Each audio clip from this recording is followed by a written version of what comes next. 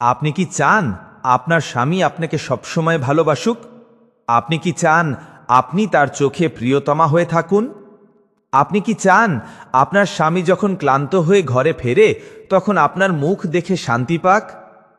তাহলে শুনুন আদর্শ স্ত্রী হওয়ার প্রথম নিয়মটি।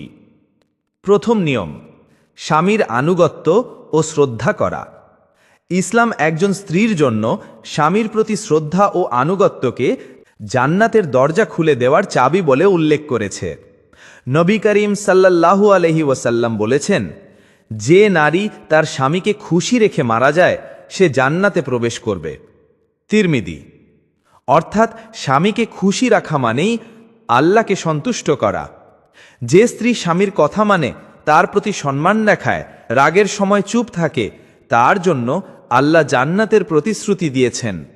বাস্তব উদাহরণ, এক নারী তার স্বামীর প্রতি এত শ্রদ্ধাশীল ছিলেন যে তিনি কখনো স্বামীর সামনে কণ্ঠ উঁচু করেননি।